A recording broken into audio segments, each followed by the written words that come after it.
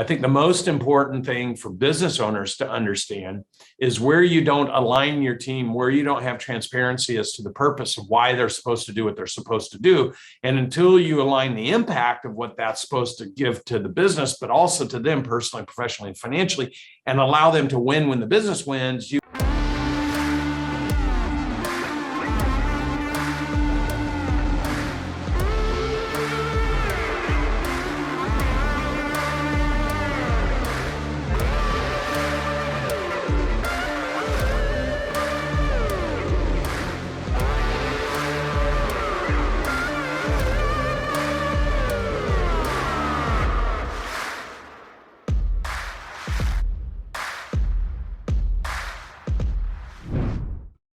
What's going on, guys? Welcome to another episode of the True Life Network podcast. I'm your host, Mike Ashabi, and today I have an awesome guest for you guys. He founded his first business, Sonus Hearing, at the age of 26 and was one of the youngest people to ring the bell on the American Stock Exchange. With zero debt and no outside capital, he then founded and self-funded the Audigy Group, growing annual revenue to over $35 million through organic growth, which he then went on to sell for $151 million. He was awarded the Inc. 500 and Inc. 5000 fastest growing companies 5 times, the Oregonians top 100 workplaces 3 times, and EY's Entrepreneur of the Year finalist twice. Ladies and gentlemen, today I bring to you the one and only Brandon Dawson. Brandon, thank you for joining me. Great to be here. Thanks for having me on your show. Yes, sir. I appreciate you taking the time. So Brandon, I actually know a little bit about your story, and I know that you first started your entrepreneur journey back in Oregon on a walnut farm. And I remember hearing your story, and there were 2 valuable lessons that you actually got when you were trying to raise $1,000 for, I believe it was a senior group. Yeah, it was a senior fund drive for the senior class. So I was wondering if you could jump into that story and talk about the lessons that you learned from there. Yeah, well, I got grounded because I was doing football and then school, and then I worked in a restaurant in the evening, and I had this girlfriend, so I was sneaking over to her place and getting home late. So my dad grounded me, and they were going out of town, and the way we paid for myself and my little brothers to go to this little Christian school we went to was from the walnut orchard. So they had to make $5,500 every single year in order to pay the tuition for my brothers and I to go to this school. So it was a big deal. And so that particular year, they were like, hey, we've got a bumper crop coming. We're going out of town. You need to pick the walnuts before the limbs break and do that. And so I had football, I had school, I had my job, and then they wanted me to pick the orchard because that way it'd keep me out of trouble. And so I was going to school the first day they left town. I went to school and I was like, man, I got to get this done. They're going to be gone for a week. I want to see my girl. And so I saw a note on the lockers that said senior fund drive. They were trying to raise $1,000 to go to Bend, Oregon for their senior trip. And I went up to the president of the class. I'm like, hey, if you guys come out and help me pick up walnuts, I'll contribute some amount towards your senior trip. I thought a few people would show up because it was a really small school. By the time it was said and done, there was probably 40 or 50 people between parents and brothers and sisters and all the kids from the classes and other classes that came out to help the senior class. I did not expect that. We picked that walnut orchard absolutely pristine within 3 days. And once it was picked, I was stacking all the walnuts. Now, my hands used to get nasty because the walnuts stain them. This particular year, I didn't touch anything because I just prepped everything and basically laid out all the gunny sacks for drying and all these things. And so I didn't have to get my hands dirty. I didn't have to sit in the cold rain, picking stuff up and raking leaves and putting them in the back. I just drove the tractor around and they threw them in the back trailer. And basically it was the first time ever I didn't have to do anything that I hated doing, which was picking up the walnuts. And then at the end, when the parents were all leaving, the parents asked, how can we buy these? And I was like, why do you want to? Like, I didn't think they wanted to buy them. I thought the next iteration was I was going to go down to the road, set up a stand and sell them. Well, the parents ended up buying all the walnuts. And because I was only a 2.4 GPA and I was horrible at math, I didn't know how to calculate how much the walnuts would cost by pound. So I just made up a number and then ended up selling for like $8,800, the most we'd ever sold walnuts for. Now, here's the lessons. Price is only an issue in the absence of value. That's one big lesson. So no one cared about the price because they weren't really buying the walnuts. They were showing their kids that they loved them. and they were supporting their children. So when you think about price and you think about your business, the what you do isn't always that important to the people you're doing with. Sometimes it's the impact of what you do, and you should be promoting that and not talking about price or even worried about price. The second thing is that people will do things they hate doing for the benefit of others. So as a business owner, sometimes there's things you have to do in order to benefit your clients or your employees. And so everything has always got to be bigger than you. And I think that that's a lesson I learned, because the bigger thing here was the parents coming out, the family coming out, supporting their kids, picking up the walnuts. Now, if I owned, or if my family owned a corn field, they would have come pick corn. If we would have owned a strawberry field. So it didn't matter. The what we did didn't really matter. It was the impact, the opportunity to take advantage of what we did for something bigger than what we were doing. So the third lesson is, you can create a massive impact through others doing things you don't like to do. That was the second. And the third is, the more people you throw at a problem, that's what scaling is. The more people you throw at a problem, and it's organized, the faster it gets done and the bigger it gets. That walnut orchard would have taken me 2 or 3 weeks to pick, and we did it in 3 or 4 days. So the whole point in business is, the more people you throw at the situation, the bigger the impact, the bigger the opportunity. No, I definitely agree with that. And to touch on the first lesson that you had there, with the value portion, I think that's so big, because when businesses start, they obviously need salespeople in order to create revenue for the company. But I think most salespeople, they play interesting, like you were saying before, and start talking about the company rather than, okay, what value is it going to provide? And I think that most salespeople don't truly understand how to be interested, to ask hard, intentional questions, to truly obtain information to provide that solution. And I want to know your experience working with a lot of companies that you help scale. What do you think the biggest things that, a lot of the people within the organization, are reoccurring within the organizations that you're working with? What do you think are the biggest issues that you deem are, the first thing that they have to hit head on in order to be able to get to that point to even be sustainable? Yeah, if you read Gerber's book, E-Myth, 70% of businesses were started by technicians, and they were excited about the what, right? So in my walnut story, the what is walnuts. But what happens in business is that once the what works, it's no longer about the what. The what has to be at its best. It's got to be remarkable, and the service delivery has to be impeccable. But once the business works, it's not about the what anymore. It's about the who and the how. And so the biggest mistake business owners make is they get so fixated on the what. And you know that when you talk to them, you're like, oh, what do you do? Well, I do this and it's never about the impact. It's never about the people. It's never about the opportunity. It's not about the big mission. It's the thing they do. And so the biggest mistake is people get caught up in the thing they're doing versus the impact of the thing they're doing. 100%. And I think that's honestly the biggest, thing that CEOs especially have to go ahead and realize, that, the impact on the employees, especially something I learned from you. I went to a 10X boot camp, about 2 years ago. And, I remember hearing you say that the biggest problem that most companies have is employee disengagement, right? And that's because the CEOs aren't investing into the people and developing their people, giving them the tools, the resources, and, everything to go out there and perform to their highest ability.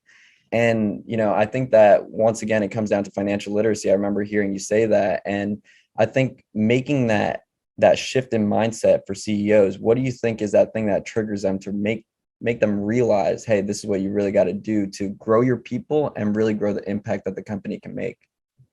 Yeah. So differentiating founders of businesses and CEOs, because CEOs would understand that the only way to grow and scale and get big is through the development and addition of people, because chief executive officers, true chief executive officers, not titles people give themselves, by definition would have to be running a business greater than 50 million up to multi-billions, because that's what a chief executive officer does.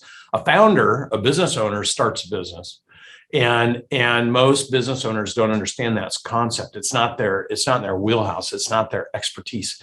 And so business owners hire people, and then they expect them to do the things that they would do as the business owner. I call this the entrepreneurial dilemma.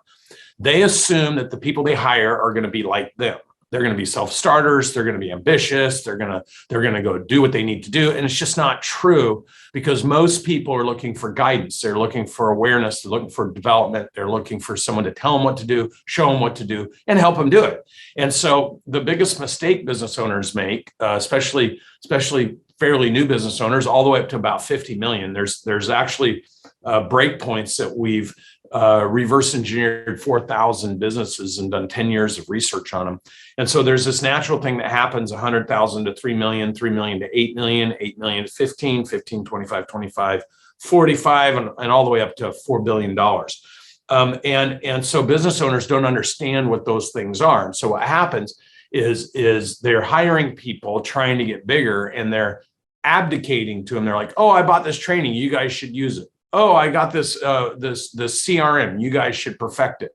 And then they don't, and then they're disappointed and they're let down and they're frustrated.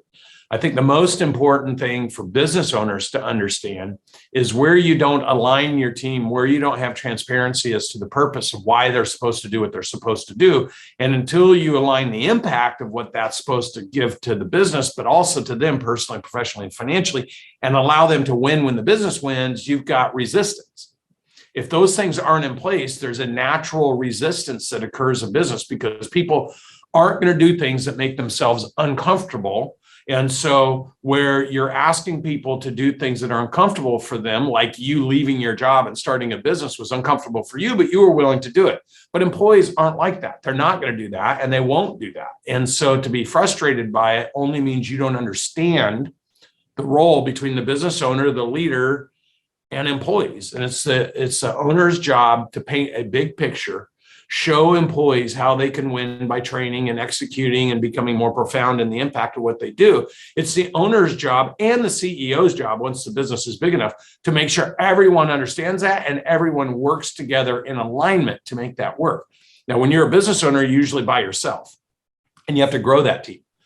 By definition, when you're the chief executive officer, because we use the term CEO, it means you've already got a big team. And the CEO's job is to make sure every leader on that team is all functioning towards a singular impact and aligning the team and the functions and the responsibilities and the results together as a group. So think of business owners are usually started up and they grow the business to 50 to 100 million, and it's the business owner pushing. By the time you bring in a C-suite, their job is to all work cross-functionally across the enterprise to make sure all that's happening so you can go from 100 million to $1 billion. So you were talking about a concept about breakpoints, right?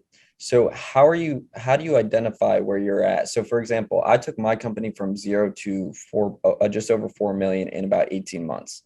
The majority of what I produced was as a one-man team. I did have a few people come and go on a remote team. And now I'm transitioning in-house. And I think that the hardest thing for me, and I'm going to utilize this kind of as a coaching session for me a little bit, but the hardest thing for me is to find, those go-getters, right? Because I have a strictly commission, compensation plan.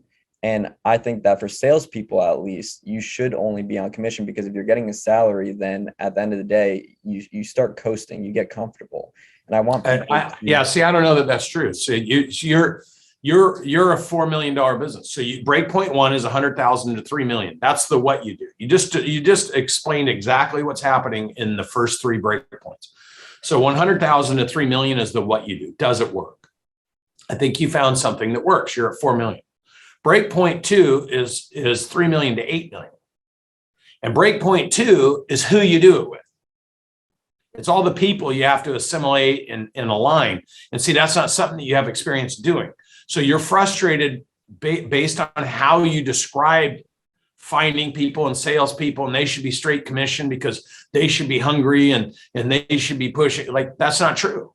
So you're going to have a difficult finding somebody that either hates their job and is desperate for a job. Because if somebody is a great salesperson, they don't need to go to work for you. They're already making money.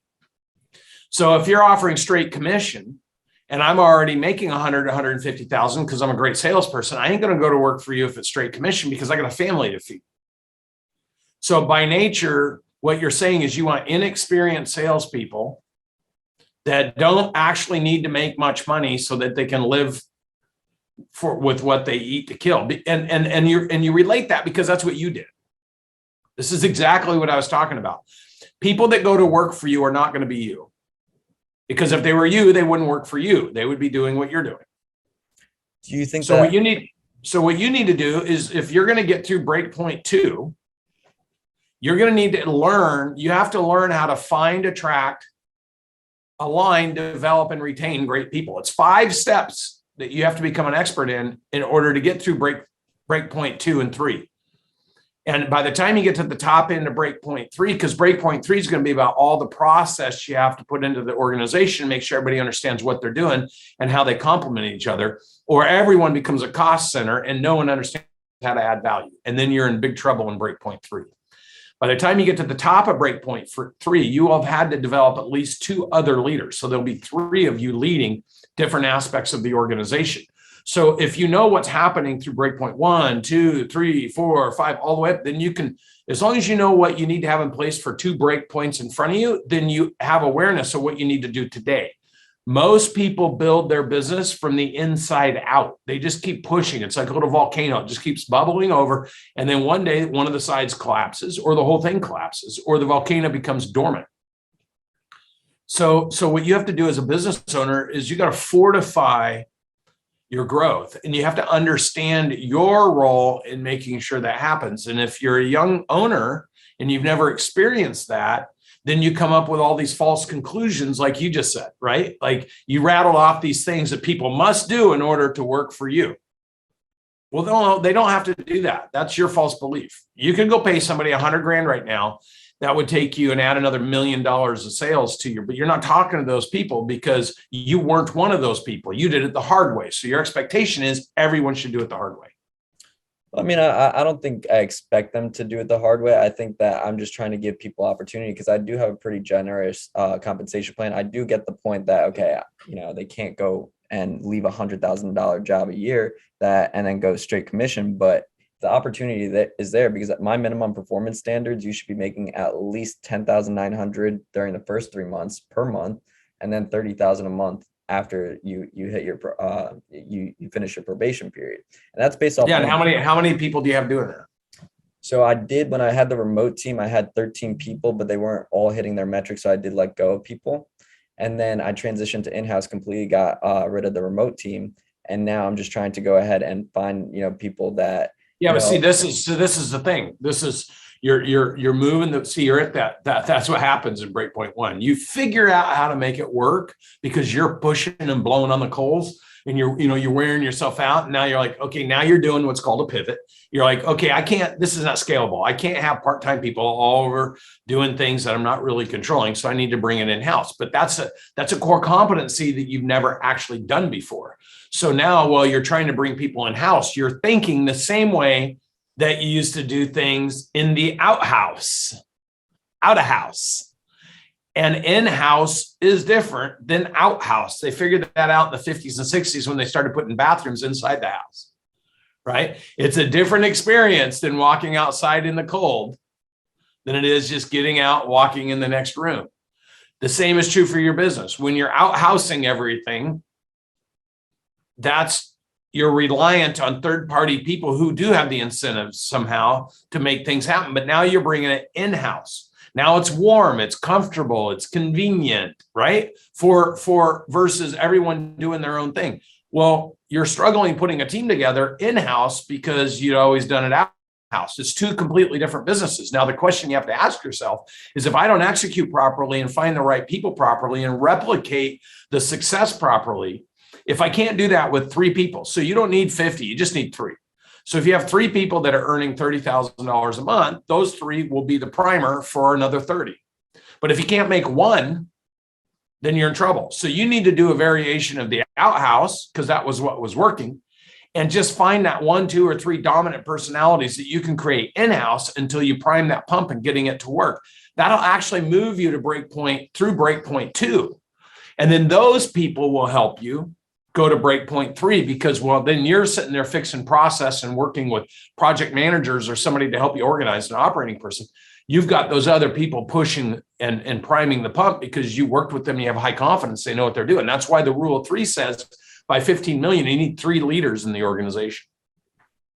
Okay. So the next step for me would just be have about 3 people in-house and keep some remote. Yeah, until the business, because the whole point of scaling isn't pulling out one of the legs to the 3-legged stool. It's fortifying around those legs so that the business can get stronger at the base. When you make changes that are like this or this in business, you're going to find yourself in trouble. And do you think that having them on salary is more beneficial than straight commission? Yeah, I think I say hire for attitude, train for results. The thing is, so now you got to look at the type of person you're going to hire. To hire someone who's straight commission, you got to find a unicorn that has high confidence, that really wants to learn the business and do it right. A combination of a salary and commission, somebody can compromise. So you can find someone that has a great attitude, couple years in the field of sales. You show them, hey, I'll pay you 35, 36,000 base, and you got a shot at making 350. Okay. That's a little easier decision for somebody who's making 50 or 60 in their first big sales career. If you want an executive, you're going to say, hey, it's 85 to 125, and I need you to come help build people, not just manage. So the big mistake is when you're a business owner and you hire people, they think and you think their job's to manage. No one's job is to manage. Everyone's job is to build. The reason you hire someone at a higher price point is because presumably they have the experience to help build. But a lot of them don't. And so you hire them and then they want to manage, and then they oppress everything around you. So in your business, you want that person in the middle of the two. You want the person who's been out there selling for 2 or 3 years, maybe selling cars or selling something else, selling solar, something, and they've got great sales skills, but they're still young. And then you go to them and say, hey, what's the most amount of money you've ever made? Oh, 50 grand, 60 grand. If I could show you to make 300, what's the minimum amount you need to live to make that move? Well, people aren't going to say 0, because anybody who's had any success has already started buying a car or renting an apartment. So they can't go to 0.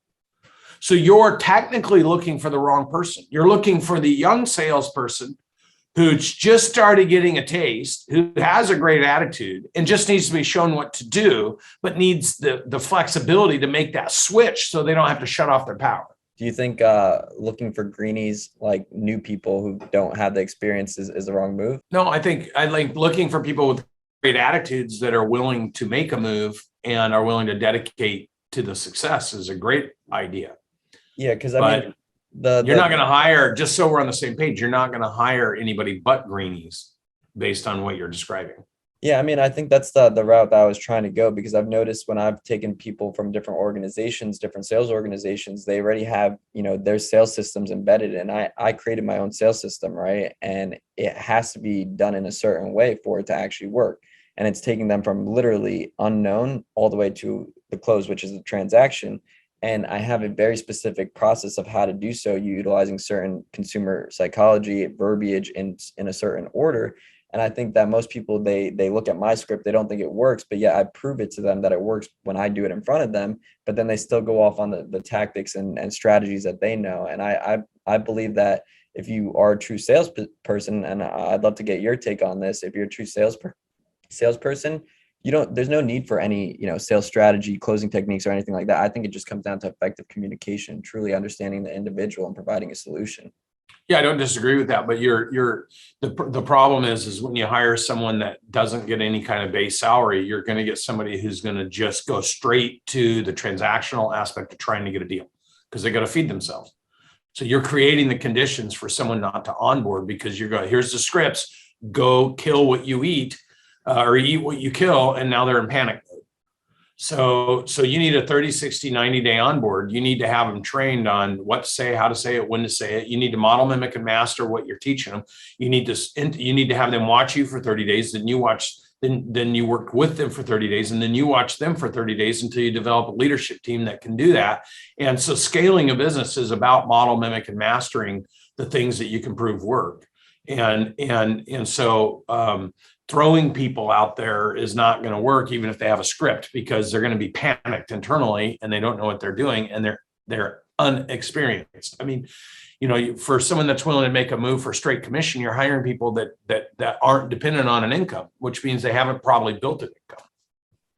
So when you hire people, when do you know is the right time to let them go if they're not, performing? And you want to give them the benefit of the doubt and keep training them and try to develop them into the best version of themselves. But when is the right time to actually let somebody go? I don't know that I'm not giving anybody the benefit of the doubt. So that again, we have a 30, 60, 90-day onboarding. It's very crystal clear what you need to do day 1, day 2, day 3. And by the end of the 90 days, it's crystallized what it takes to stay and work. And that includes how you train, what time you show up, how you train, the activities during the day, how you role play, your ability to grasp concepts, to be able to mimic responses, to be able to follow the process. And so when do you fire? I fired in the first day, and I fired, any day after, because the minute they miss their 1, 2, 3 process. So step 1 is if you miss any of these items, then you get a verbal warning. Step 2 is if you miss them again, you get a written warning. Step 3 is we terminate immediately on the spot, no emotion. So when people do 1, 2, 3, they're out. So if I don't placate to people that are pretending to try to go along to get along, you're either doing the things that you've committed to doing because you're going to win with us, or I'm going to replace you with someone who is committed.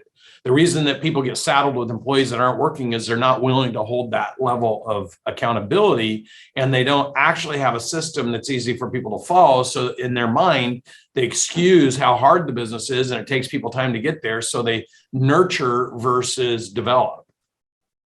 It's an interesting concept. I'd definitely love to pick your brain more on that and potentially, see if I can get some coaching from you. But we could talk about that after the podcast.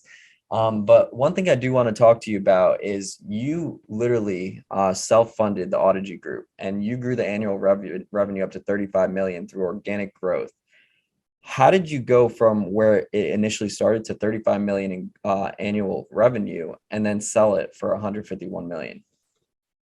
Because it was bigger than what we were doing. See, remember, I learned in the walnut orchard wasn't the thing. The thing was the impact on the family. So when I built that business, I intentionally built it to impact the clients I served and their businesses. And I made them partners in my business. And I developed automation and systems and best practices for the industry. And then when I noticed that the manufacturers were all out buying retail, I knew they didn't know how to run them. So I just waited until I took the same research and science we do for clients we work with here, and I reverse engineered all their businesses. And I went to them and said, if you bought me, I could add a couple $1 billion of extra income to your revenue. And instead of saying, and then I would say, and I want 10%. That's how I sold my business. I didn't go and say I'm 35 and I want a crazy number, 200 million. They would have laughed me out. I went to them and said, I've got this business that if you put it on top of your business, I could add 2 billion of value. And when they said, every one of them said, well, how could you do that? And then I presented what we built, overlaid on top of their organization, drilled down into their micro markets, mystery shopped their own businesses, and then reverse engineered their businesses into a roll-up strategy using our programs.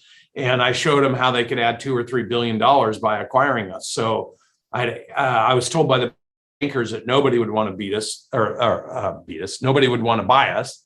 And I had eight out of 8 people make us offers. So 8 out of 8. And do you think that the no's helped you get to that point? Well, I've been told no my whole life. No to me means I don't know. So it just smells of opportunity to me when somebody says no, because it means they're either not thinking about it, they don't think it can be done, they don't want to put the energy into making it done, they don't want to be creative and figure it out. So every time I hear no, what I'm hearing is I don't know, which means to me I should go find out. Well, the reason why I asked you that is because I remember hearing an interview that you did that you were talking about every time you got that no, you kind of reflected back and it helped you really analyze what you needed to do for the next steps to actually get closer to that yes. Yeah, so that was in my first business when I was raising capital, and I was just turned down repeatedly over and over and over, being told it'll never work. I'm too young. I'm too, I'm just a punk. I'm a kid. I'm just a sales guy. I have heard it all in my career. And then I'd have to ask myself, like, if the business case opportunity is there If the walnut orchard's out there and you can see it and the walnuts are hanging on it, why would you say you can't build a business that harvests walnuts? It just doesn't make sense to me. So either they don't see the picture or they don't have confidence. So then I had to acknowledge that maybe there was a confidence issue in the way I was delivering myself. So that was where I had to develop myself, change the impact of what I was doing. I had to develop my approach, my communication, the way I look, everything in order to be taken serious. And I just embraced that and did what I needed to do and evolved through all the no's until I got the yeses. Well, I think that's a huge part, especially for salespeople. They don't have confidence, right? And the definition of confidence is the self-assurance and appreciation of one's own abilities and or qualities, right? But I think that because of the internal talk that most people have with themselves, they're saying they're allowing that external influence to really, say, hey, you know what, I'm not worth it, I can't do it, things like that. I think it takes them to disengage and kind of really readjust the internal dialogue with themselves to help them believe and really understand what's going on internally so that they can manifest and influence what they want externally. And that's just really being in line with who you are, what you want and why you want it, so that you can actually stay intentional and actually go ahead and gain that confidence through little wins, right? Success and failure are not one big event. It's a buildup of all the small things that you either did or didn't do that got you there. And I think that the repetition of, not letting the no's affect you and really just pushing through, gaining little wins and progression is ultimately what's going to get you to the point where you gain that true confidence in yourself and go out there and perform. So I'm curious on your take with that. Do you think that a lot of people are just getting discouraged because of the no's, and then, letting that affect their confidence? Or do you think that just pushing through that progression of just overcoming? Yeah, I think resilience. I think if you talk to any successful person, it requires strength and resilience. Because if it was easy, everyone would be doing it. So no's just mean less people are excited about trying to do it, which means there could be something on the other side of the opportunity if I stay with it. And I think what you described is, we're all conditioned based on the opinions and the impressions and the programming that we've had in our past self experiences, and those projected onto us by our inner circle, family, friends, relatives. And so, the thing that people don't understand is that your future self picture has nothing to do with any of that. And most of it is garbage. It's not real. It's just everyone's false limitations projected onto you. So it's programmed you that in a moment of time when you're trying to make a change that could be a catalyst for the rest of your life, you have all the anchors in the ocean pulling you backwards. You don't even recognize or know it. So the job of the subconscious is to prove the conscious right. So if you're programmed, everything that you look through the lens of your conscious is going to be to stay away from fear, minimize risk, not be uncomfortable, failure is imminent, why try, be happy with what you have, people with money are greedy, like all this stuff that's been presented to you from everyone that doesn't know what they're talking about to justify why they didn't do something. Conditions us, and then people get into the moment and unconsciously they're leaning into that to justify quitting. 100%. And resilience is the only thing. Dedication to the bigger picture, the ideal scene, what you want to have in your life, irrespective of where you're at right now, and learning to get all that garbage out of your life and be so intently focused on where you're going that you really don't care what people think of you right now. Like, I don't care what people think of me. I'm integral. I'm honest. I'm committed to other people's success. I've never done anything illegal. I wouldn't do it. And so as long as I'm operating under the core qualities and my own mission, and I'm not hurting anybody, in fact, trying to help people, I could give two shits what people say about me. To be honest with you, I care more about where I'm going and the impact of my family and the friends and the people that trust me, and then the people that work with me. I care more about that than some third party that doesn't have a clue as to, most people judge because they're unwilling to do what others do to become successful. So they'd rather judge it than put through the same resilience. And I just acknowledge that and accept it, and I'm okay with it. 100%. I mean, let's talk about an individual that might be going through tough financial times right now, right? And they're trying to seize an opportunity, but they're getting that rejection. They don't have the resilience because at the end of the day, I have a quote and that I created. I said, "Your mind is the one thing that has a true power to either make you or break you, and ultimately, that's because your perception will dictate how you feel. How you feel will dictate how you act, and how you act will determine your results." Right? But let's say you have an individual who's going through tough financial times and they keep pushing, trying to get out of their situation. And that's really, all the rejection and all the no's really getting to, their self-esteem and their confidence and not allowing them to continue being resilient. What advice would you give to those individuals? The no's are, I don't know. There, and so all you need to know is what you need to know. So no is spelt a couple different ways. KNOW as in knowledge, or no as in no. So when I hear no, I hear lack of knowledge. It's what you choose to hear. But the one thing is, I don't give a shit what I hear. I'm going to accomplish what I'm sat here on this earth to do. And I'm going to do it with massive impact. And so when people say no, I just choose to hear the KNOW. I don't know. So it's how you perceive what's happening around you.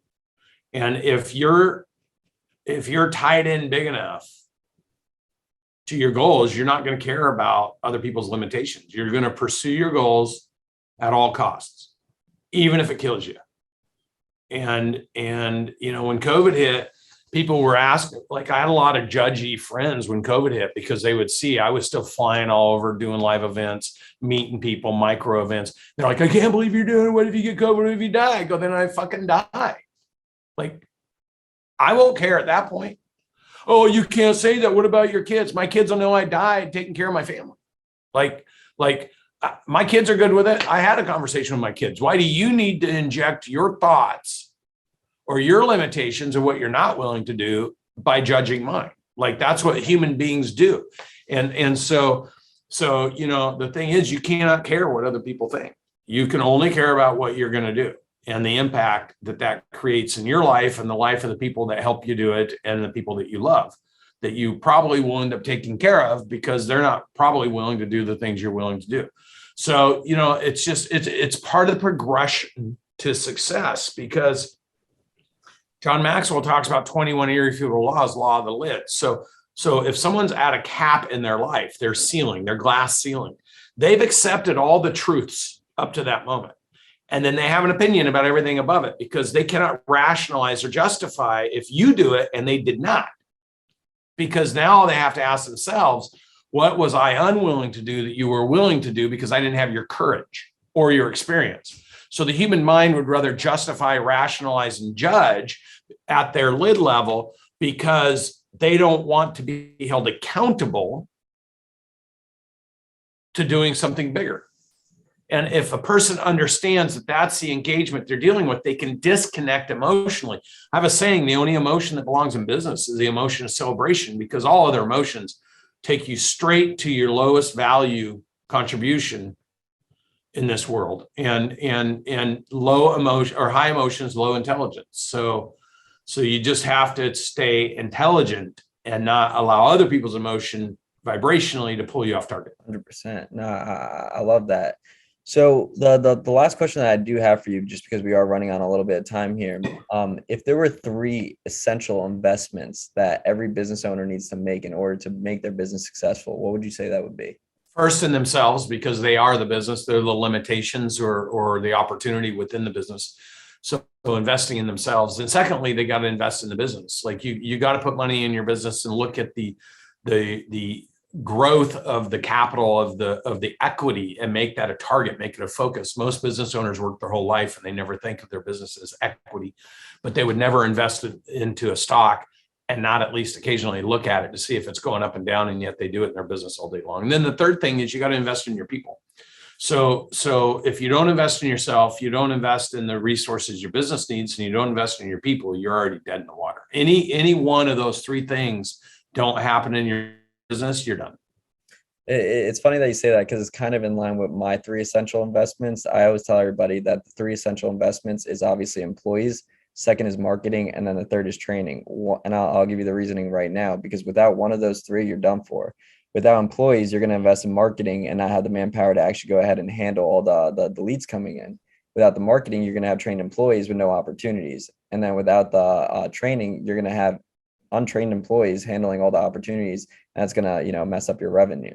So that's why I always tell everybody, but it's similar to what you're saying. And I think that's a big portion of, what's really going to make or break a business. Yeah, I think the difference is, and you're going to learn this when you get to breakpoint 3, is you're so fixated on sales, you're not actually fixated on the business. So when you talk about those 3 things, that's fine, except for the problem is those 3 things are going to break anyway at the top end of breakpoint 2 or 3. Because if you don't know how to create leadership, if you don't know how to create systems, if you don't know how to deploy technology, if you don't know how capital structures work, if you don't know how incentive, long-term, short-term, STI, LTIs work, if you don't know how to attract highly skilled people that will complement you in finance and operations and all those other areas of the business, then you're still going to break, because you cannot build a sales only organization. At some point, if your sales process is successful, you have to build a company around it. And that happens at breakpoint 3 through breakpoint 7. And that's where most businesses struggle. So your 3 points are right if you want to become an impactful salesperson. But if you want to build an organization that has sustainable value, that has created net worth inside of it, you have to move beyond the sales and the marketing, and you got to move into running a holistic business. And that is going to be your next challenge, because I feel you're probably going to be pretty successful in breakpoint 2 and 3, at least breakpoint 2. But the whole world changes, and the whole dynamic of what your responsibility to the business changes once you get to the top end of breakpoint 2. And that's a tough pill for people to swallow, because what they want to do is just keep doing more of what they know. So they get wider and they get thinner in profitability, and then it creates a break in the organization because it's not supported by the foundation of the organization, which is all the other elements that you have to know to have a robust business that has high valued intrinsic equity value. I appreciate you informing me on that, because that's valuable right there. So Brandon, if anybody wants to get in contact with you to get more insight, coaching, or any of your services, where can they find you? Yeah, so you can find me at Brandon M. Dawson, my Instagram. It's the easiest place to go. I'm always posting where I'm at, what I'm doing, who I'm with. Some of it's fun, some of it's business, some of it's conference stuff, just so you get a flavor for all the activity that's going on. We have events with my business partner, Grant Cardone. We have events on the West Coast and the East Coast almost every single week, from sales execution workshops, marketing execution workshops, scaling workshops, boot camps, growth con, to real estate. And so all that stuff's happening right now. We have a huge event, a couple thousand people coming in this weekend. We have the perfect hire, how to find, attract, align, develop, and retain remarkable people happening this weekend. We just finished 360. So you go to my Instagram, you're going to see it all. You can also go to cardonemventures.com. And anybody that's looking at hiring and developing a team, my wife just put a remarkable book out using the same concepts we use. And you can go to cardonemventures.com/teamwork, because teamwork is actually what makes the dream work. So everything you're talking about doing to find, attract, align, develop, and retain great people is in that book, Teamwork, by Natalie Dawson. So you can find us. If you go to my Instagram, you're going to find everything, including everything my business partner, Grant Cardone, is doing. There you heard it right there on the True Life Network podcast. Brandon, thank you for joining us. I appreciate it. Thanks for having me.